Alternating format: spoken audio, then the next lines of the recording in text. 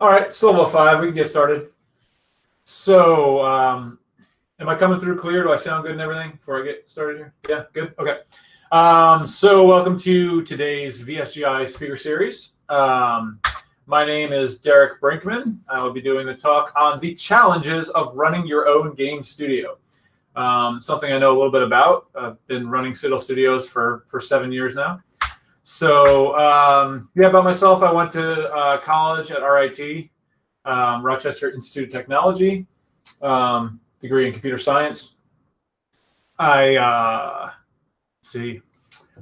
I was in school, my computer graphics program teacher convinced me to go to SIGGRAPH, which is it's very art focused, but it has a lot of game developers that go to it.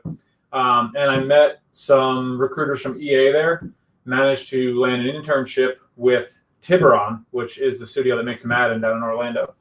So went down to Orlando and worked on tools, mostly just tools programming, stuff that helps the developers. Then when my internship was wrapping up, they actually needed help with getting the current version of Madden they were working on, which was Madden 2004, out the door. So I ended up kind of sticking around and doing like a second internship, I guess you'd say. So I was there for a while, went back, finished my degree. EA tried to get me to they actually tried to get me to come stay full-time and not finish, and they wanted me to finish school at night, but I was not doing that. I only had a few quarters left. So I went and got my degree, came back to EA, ended up working at EA for 9 years. So I started at Tiburon and worked on Madden 2006, which was the launch title for the Xbox 360. So it was very interesting because whenever they do a launch title, it's a much more complicated process. But anyway, moved to San Francisco to work on Ultima Online. A huge fan of MMORPGs. So I couldn't turn down the opportunity. I stayed in San Francisco for a few years, and then EA acquired Mythic Entertainment, the makers of Dark Age Camelot. And they didn't know what to do with the Ultima Online team, so they just kind of shoved them underneath Mythic Entertainment. And so I had the opportunity to move out to Fairfax, which is why I'm here in this awesome VSGI office today. And so when I was working on Ultima Online, I eventually ended up becoming the lead programmer, one of the 3 leads for the project. Basically not just working on new features and expansion packs, but also maintaining the live game and just making sure servers stay running. One of the most interesting things from those times was UO was still quite popular back then. You know, they'd have 5,000 players online. And so when you bring the servers down for an update, like I just envision when you press the button to take the servers down, there's like 5,000 people all standing behind their computers, and like it just drops the login screen for 5,000 people. It just felt like such like an awesome power, you know. I really kind of fell in love with live services and just that idea that you're not just creating a product, but you're also providing a service. So I went and founded Citadel Studios. We'll get into founding a little bit, but my original founders were Chris Andres and Tim Cotton. Now Citadel Studios, I'm the last remaining founder, I guess you'd say, from the studio. This was back in 2013. My vision was ultimately to create a product that empowered players to create their own worlds, but we wanted to create a game as our like base game for people to use as an example for them to create their own. And so that's where Shards Online, which eventually became Legends of Aria, came from. Due to various reasons, we had to like focus less on the player-run servers and more on the core game. It's when you're self-funded. I mean, I get into this later too, but you kind of have to. It's very hard to plan very far out in advance. And a game that allows people to make their own games is like a really long-term investment. And in order to keep the studio going and be able to continue to pay everybody, we had to focus on the product that was making money at the time. And that was the game we were building. I haven't stopped my dream of empowering players to make their own worlds. Our next game is also going to be moddable and allow players to run their own servers with even potentially custom maps. So the dream is alive. It's just we have to focus on things that make us money. So Shards Online, we kickstarted it. So back then Kickstarter was hot, especially for MMOs. And, with my former Ultima Online kind of cred and all these people saying they always wanted a new Ultima Online, I was very confident about our first Kickstarter. I put our goal at 320,000. We didn't hit that goal. And so we had to go back to the drawing board. We spent 6 months on a better demo, and we came back with a much smaller goal. And what I did was I was able to find a couple of angel investors to help us kind of finish off the funding to at least get us to an alpha. So the second Kickstarter raised 105, I believe, 105,000. And that set us on the path. The end is more of a survival game. The question there, but I'll answer questions at the end. I got to try to go fast because I want to give you guys time for questions. So we continue to raise money through our website. So Shards Online Legendary was almost completely self-funded. We never actually did sign with a publisher for that product. We launched on our own website December 2018, and then we launched on Steam in August 2019, and then we went on a free-to-play launch December 2020. It's very hard on Steam, especially with MMOs, to make people pay for your game when there's so many free-to-play MMOs out there. So we pretty much were forced, once we were on Steam, to transition to a free-to-play model. Anyways, the end is a project we recently announced. In the chat, I put a link to our studio website. So if you guys are interested in seeing what LOA is and what we've announced about the end, you can go there, and there's some links that you can follow. There's a PC Gamer article. That's pretty much all the information we have about the end. So I kind of narrowed down the quote-unquote challenges of running a studio to 5 categories. I doubt I'm going to be able to get into detail on every single one of these. I'll probably avoid or not go into too much detail on development. But basically, you got the founding of the studio, the funding of the studio, building a team, development for your product, and then PR and marketing for selling your product.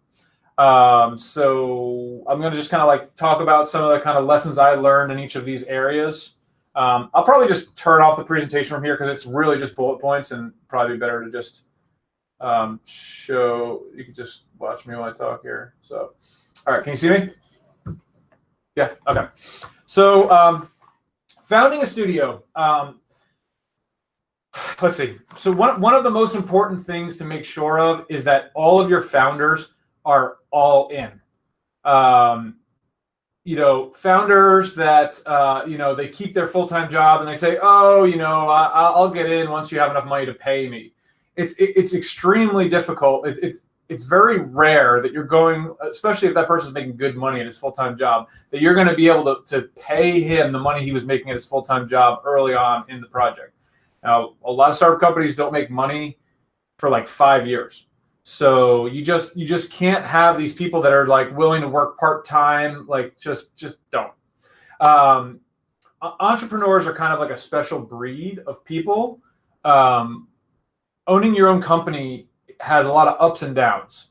And you don't want people who are going to bail when things get tough, because things are going to get tough. Unless you are extremely lucky, you will have financial struggles. There will be times where the founders can't get paid. So you have to have that kind of mentality going into it. You have to know that, it could be 3 to 5 years before you're really making money. Let's see. Make sure you have an exit clause in your founding documents. Like, there has to be a way, if one of the founders goes, look, this isn't for me, I got an offer from Rockstar Games and I'm going to work there. You need to have a way to get them out, and it needs to make sense. I ran into this scenario because, like I said, I'm the last remaining founder at the studio. I really wish at the beginning, when we first founded the studio, that we had an agreement to say, like, look, if I'm not sticking around, like, this is how we handle that. And so I strongly suggest that one. I also would avoid giving out equity to people if they're not investing. Now, there's different ways to invest, right? Like you could invest cash, right? But investing your time and not getting paid for it is also another form of investment, right? If you were working for a company, you'd be getting paid.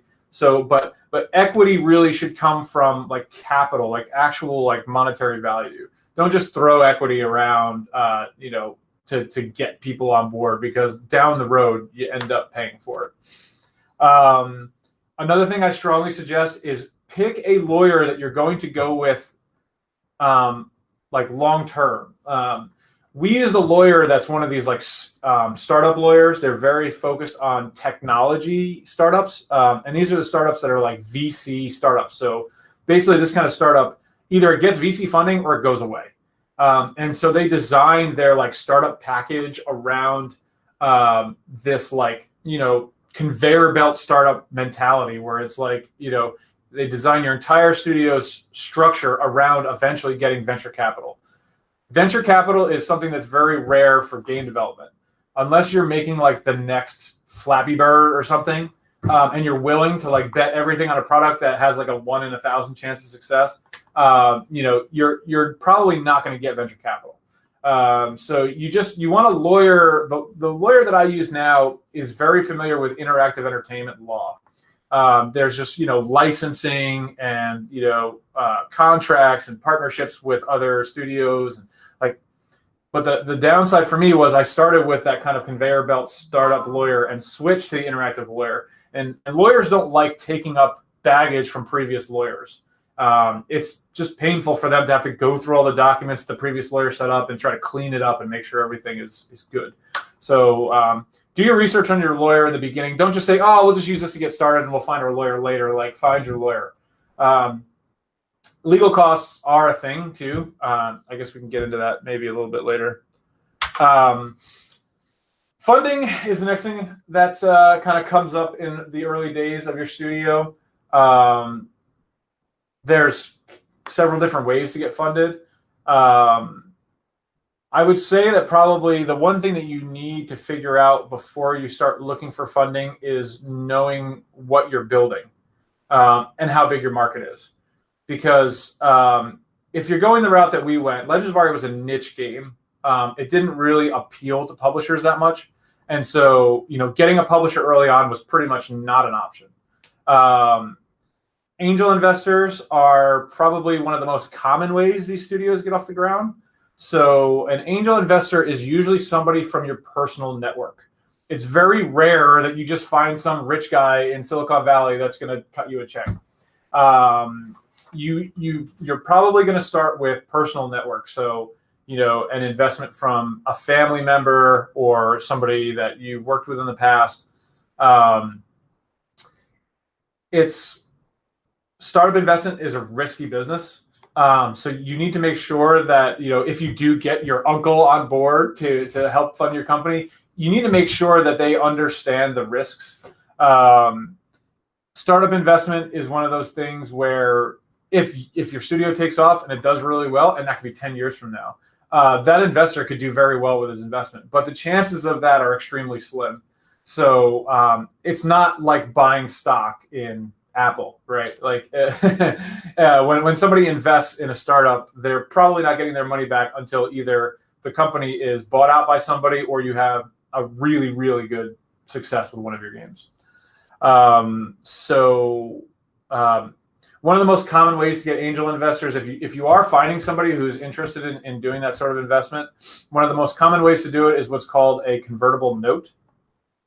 So a convertible note is essentially a loan that converts into equity at a later time. You can read about it online. I don't want to go into too much details about it, but it is the form that we use for all of our angel investments. What it allows to do, the investor, it's good for the investor, it's good for you. It's good for you because there's less paperwork involved. It's a lot easier to give somebody a note than it is to give them equity or some complicated agreement. With a convertible note, it's just a loan that accrues interest over time, and certain events trigger it to convert into equity. And so why it's good for the investor is gaining equity the investor is gaining interest on that note. So when it does come time to convert into equity, they've actually got more investment, so it converts into more ownership basically because of the fact that it's accruing interest. It's also good because if the investor has that liquidation event, if the worst case scenario happens and your studio has to close, that investor can try to get, people who hold notes are the first ones, I think, to get paid out when it comes to liquidation. So, but hopefully you never have to do that, right? Investors and publishers, it does happen that publishers fund studios early on. It's very rare. Most indie publishers want your game to be almost done. So studios like Devolver and stuff like that, it's possible, right? If you have a studio of 5 ex-Bethesda employees that like left Bethesda to make a studio, those are the kind of studios that get like a bunch of funding. Like our studio I'm just the only person with AAA experience from, and I worked at EA 2013.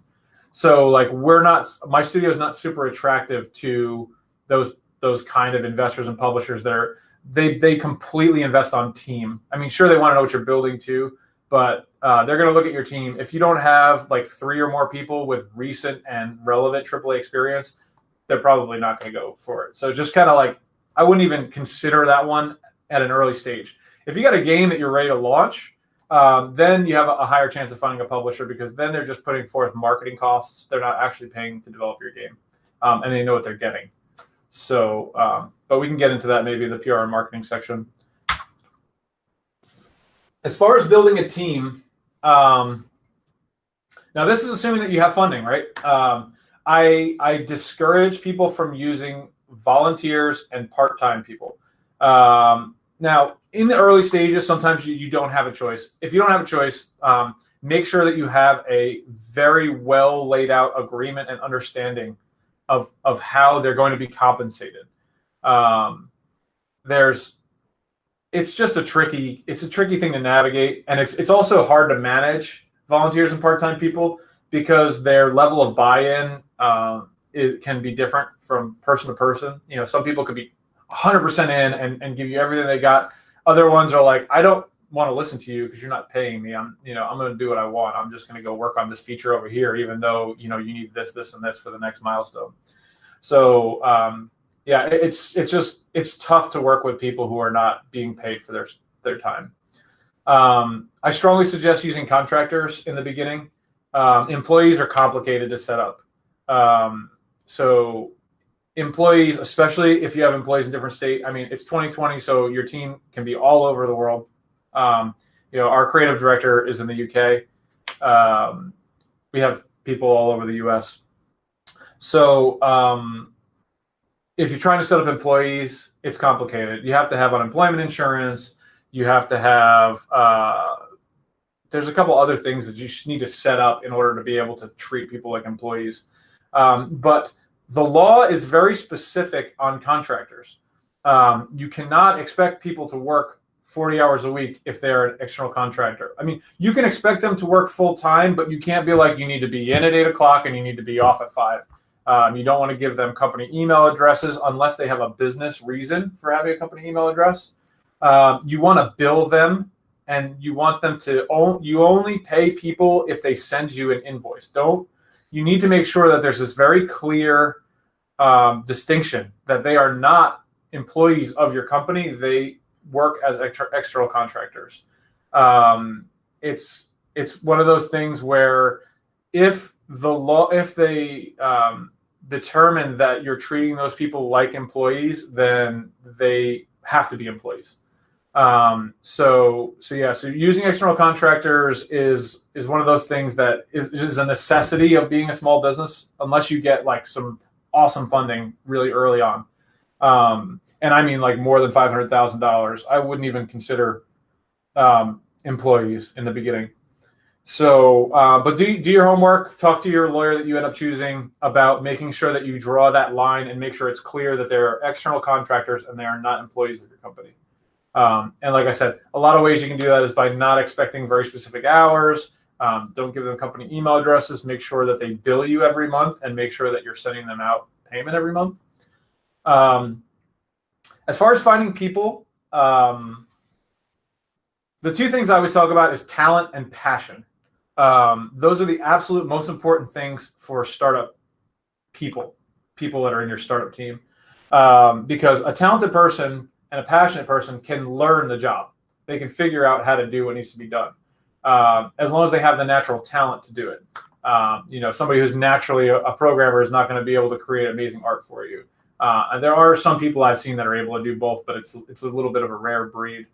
But yeah, so the passionate people, obviously you need that in a startup because you just need those people that can kind of work when things are tough and just get in there and work their butts off. Because I mean, you really have to work hard to make something awesome in today's age because you're just competing with such big companies.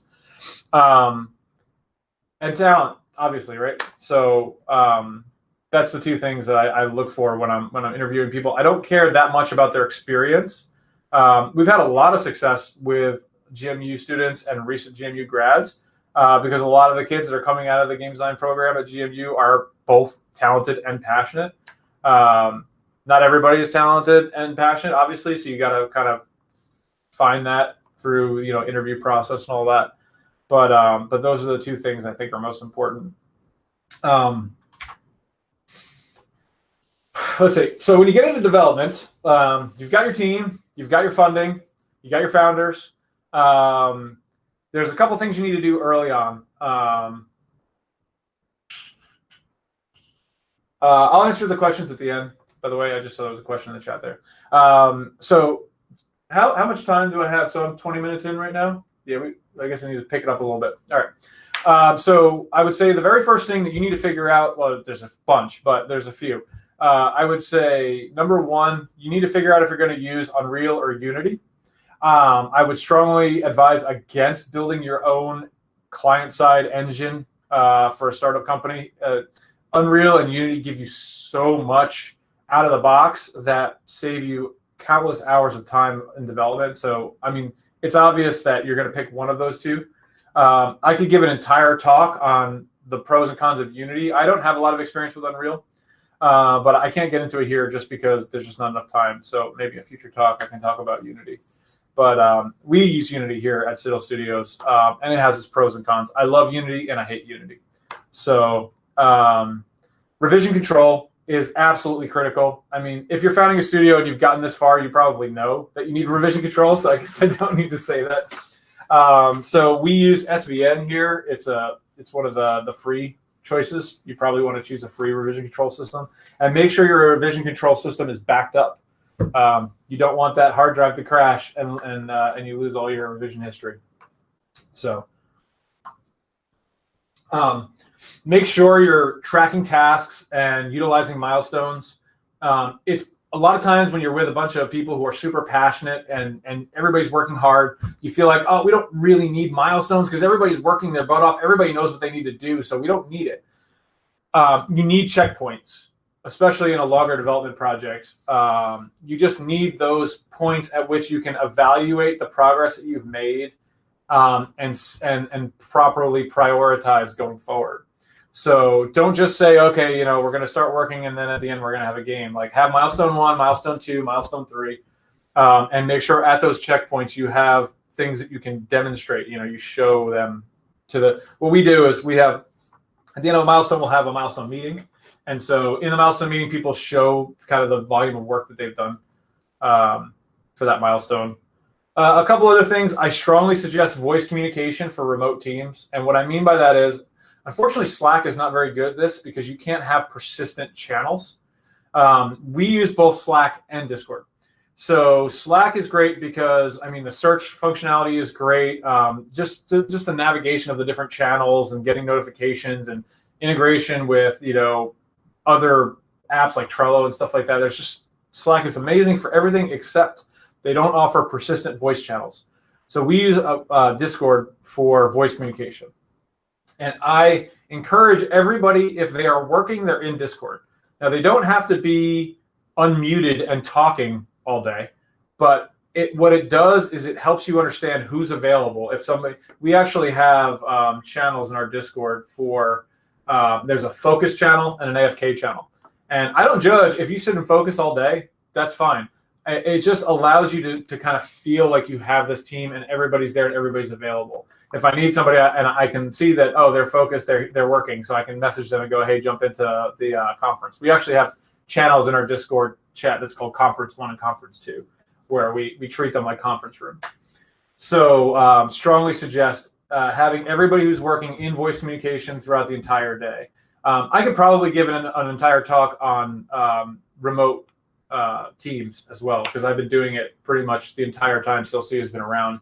That's a deep thing, but that's just a few tips. The last thing I'll say about development, and this is one that's really hard to do when you're always up against hard deadlines because of financial reasons. You need to plan for bug fixing and polish time.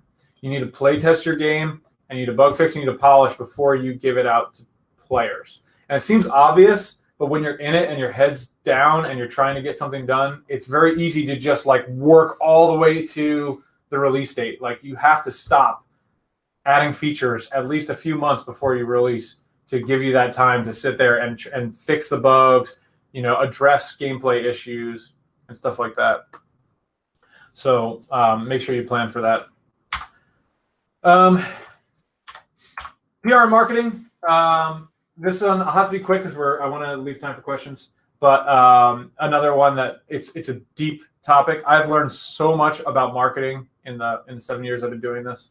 But it's a little bit different because an MMO and a niche MMO is kind of a different kind of marketing than if you were to make like some sort of mobile game. But I'll tell you a few things that kind of apply to everything. Start collecting email addresses right away. So with the end, we announced it. We put up a PC Gamer article, and that PC Gamer article links to a website that all it does is take an email address. Email addresses are a great way to reach people who are potentially interested in your product, and it gives you time, that lead time. I don't think we would have been so successful with our Kickstarter if we didn't have that email address mailing list right off the bat.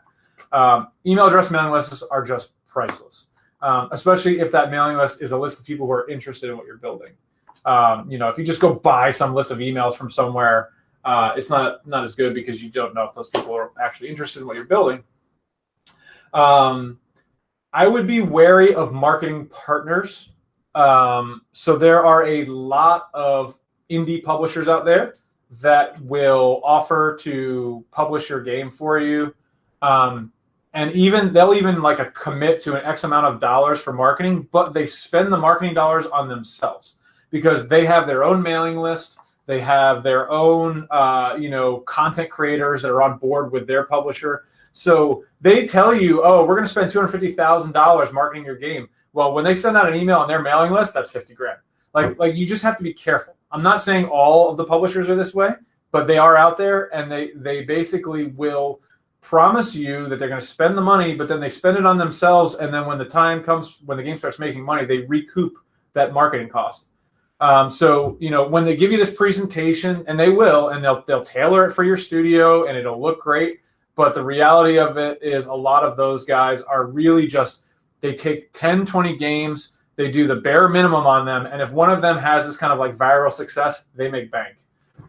So you just have to be careful of those sorts of publishers. They are out there. But there are plenty of great ones too, and you just have to be wary of them. I would say, the best way to find good ones is to talk to other teams that have used that company. And you can ask them that if during their presentation you say, hey, can you guys give me some people I can reach out to get some feedback on how it was working with you? And if they're not willing to give you anybody, that's a red flag.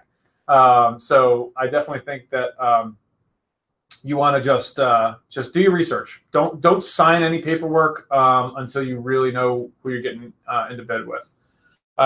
We ran into issues at the LOA launch with one of our partners, and it burned us really bad. And it's because we didn't do our research. So and they kind of lied to us a little bit. But anyway. Let's see, a couple quick things. Your game trailer is the most important promotional asset that you can make. Put all of your efforts into your game trailer. Like, it really is the thing. Like, when we're all gamers, right? So we know, like, what is the first thing you do when you hear about a game? You go and look for video. So make sure your game trailer is as good as you can make it. We've worked with external partners to make our game trailers, and we've made them ourselves, and we've had success in both. Learning Premiere is not that hard. And so if you have some artistic talent, or if you have artistic people on your team, you might not need to hire somebody to make your game trailer. We had some pretty good success. One of our best trailers was one that someone on our team made, Jeffrey made.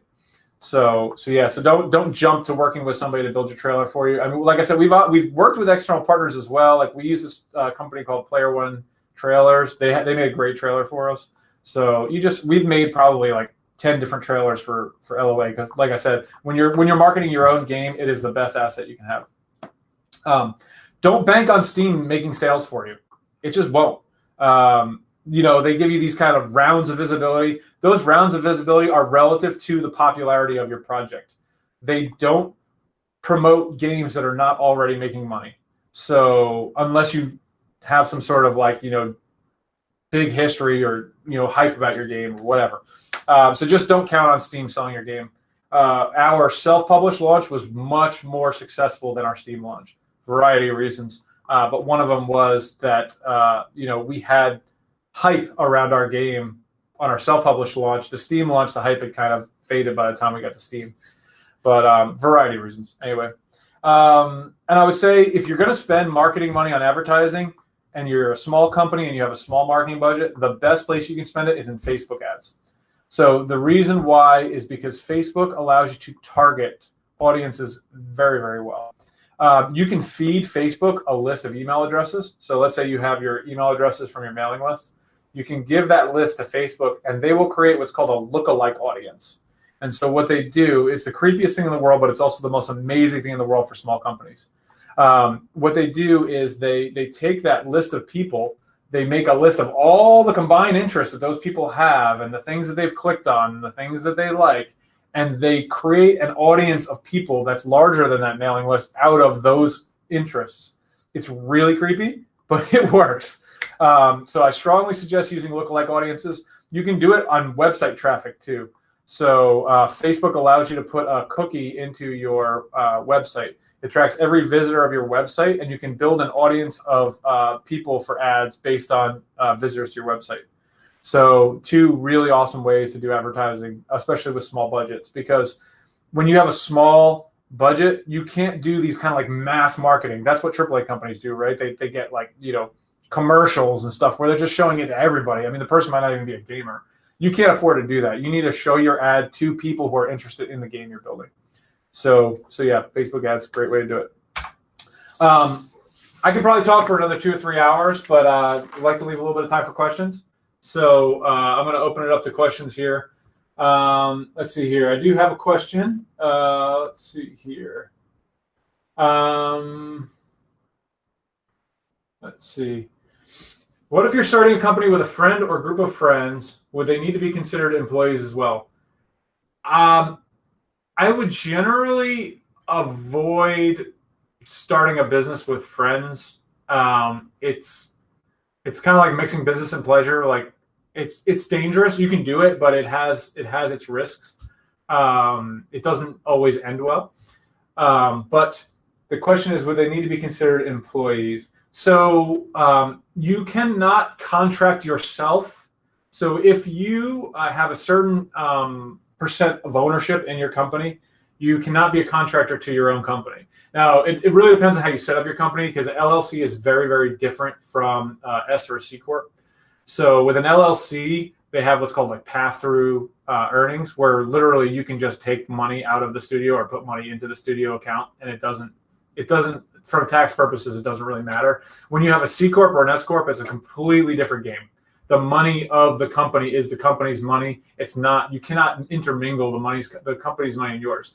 So in that case, if you form a corporation, you'll need to be an employee if the company is going to pay you. Now, there is a thing called officer loans. So if you invest money into the company early on, you can pay yourself back. And so you can just make payments to yourself, to pay back your officer loans. And so that's one way to avoid having yourself as an employee. But it only works if you invested money in the company early on. You can't consider your time an investment. For tax reasons, money is the only way you can issue a loan to a company. So that is one way. But yeah, it really depends on percent ownership. I didn't complete the whole thing. So if they own a certain percentage of your company, they cannot be contractors. They have to be employees. But that's only if you're paying them. Can you speak about advisory board and getting folks who are not gaming expert on your board? So it's a good question. VC startups have boards of directors and they have their meetings and stuff like that. Because all of the angel investors in my studio just hold convertible notes and they trust us to kind of do what we're doing, we don't really have a board. We don't have board meetings, that kind of thing. We have to file certain things at the end of the year just for legal reasons. But we don't worry too much about a board, so I can't speak too much about it. If you raise money a more traditional way, or you have VCs, they'll probably want to be on your board and have voting rights and all that stuff. But I've never dealt with any of that, just because, like I said, game development it's very hard to get those kind of investors, unless, like I said, you're just trying to do the next Candy Crush. That's not the way we went. Let's see. Does Facebook use machine learning for all of that? Yeah, I believe it's crazy complicated algorithms. When you feed them a list of people, either through website visitors or an email address, and they create this lookalike audience, it's some black magic that they use to come up with the list of people to show your ad to, but it's really effective. Would you recommend waiting to start the company until you have a product or prototype? It's a tricky question. I think that making sure that the agreement between you and your founders is set as early on as possible, because disagreements between you on how the company should be formed could ruin all the hard work that you did, right? So you could spend a ton of time building this prototype, and then all the founders disagree on how the company should be formed and who should own what percent, and then you just waste all that time. So you don't need to get a lawyer and get a formal document right away, but at least have something in writing that says, this is how it's going to work. This is how much each person, this is how we intend to form the company. This is, just make sure you get as much in writing as possible very, very early on. But sure, you can wait to engage a lawyer, but the lawyer might not be very happy that you guys created a bunch of things written on paper that have no sign off from a lawyer. So, but it's pretty common to do things fairly unconventionally in the startup world. If you're working with a lawyer who's familiar with startups, it's not the first time they've encountered it.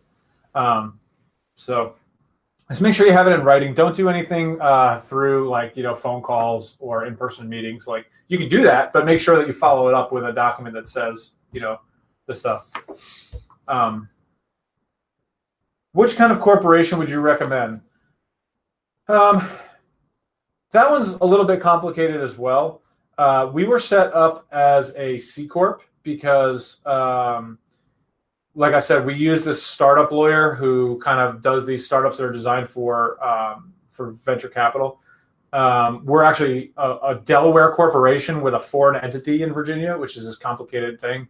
And the reason why is venture capitalists will really only want Delaware corporations because of legal protections that Delaware gives their companies or whatever. But yeah, for small startups, I think probably an LLC is a better way to go. You can always convert it into an S or C Corp down the road. It also depends on the initial investment. I mean, if you don't have any investment money, there's no brainer. You do LLC. When money is involved, if you're getting up to $500,000 of initial investment to start this company, that's where you want to start talking about whether maybe we should have a corporation to protect those assets. Because like I said, with an LLC, anyone who has ownership in the LLC can pull money out of the company account, and it's that's legal. So yeah. What about crowdfunding using Kickstarter or GoFundMe? Yeah, so we had a lot of success with Kickstarter. We probably wouldn't be here if we didn't succeed that second Kickstarter campaign that we did. I've given talks on Kickstarter before. It's changed a lot since we did our Kickstarter back in 2014. It's very good for board games right now and not so great for video games. You really need to create a Kickstarter for something that people have always wanted or people are looking for, like, oh, I always wanted somebody to remake Dungeon Keeper or something like that, right? You just need to make that. If you want to do a Kickstarter, you have to rely on people who have been dying for the product that you're about to build. If you make another roguelike, there's no way your Kickstarter is going to succeed in 2020. It's just not going to happen. Let's see. I was thinking of starting an LLC, working on the project on the side. with a real job and write off my office on taxes. I think it's pretty common for people to start their companies on the side. Make sure that you don't have a conflict of interest with your company. Sometimes companies have like a clause that don't allow you to work on, especially if it's in the same realm. So if you work at a game studio and you're making a game, the agreement that you signed when you joined that company may prevent you from allowing you to work on that while you're there. EA was one of those companies that you couldn't work on anything game development related while you were an EA employee. I don't know if that's changed, but that's the way it was back then. So I had to wait until I left EA before I could start working on Citadel Studios. Might want to mention that founders contact the SBA to get a lot of startup company help without need for a lawyer. Yeah, so that's one thing that I had not taken advantage of. It would have been nice to kind of follow those leads early on. We kind of just did it the old-fashioned way and got ourselves a lawyer. But I've heard that there's a lot of resources, especially George Mason has one too, right? The Mason Economic Council. I think they offer some help for startups. So yeah, definitely reach out, and especially if you've never started a business before, there's a lot to know. So and advisors are great too. I mean, that's really what we were able to do. I had some really great advisors from Mythic Entertainment that helped me get off the ground, and they still advise me to this day. And so, that's one way.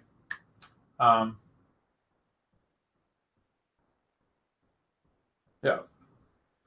So, do we have any more questions?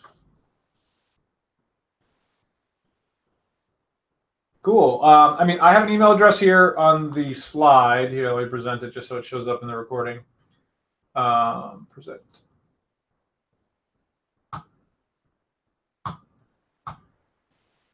If you're interested in starting a company, feel free to reach out to me for if you have any additional questions or just general tips. Like I could talk for 2 or 3 hours more about this, just because there's so much involved in running a studio. And not everybody does it the same way. So a lot of the things that I told you, if that's the way we went, it doesn't mean it's the only way. But feel free to reach out to me, and yeah, that's about it. Thanks for listening.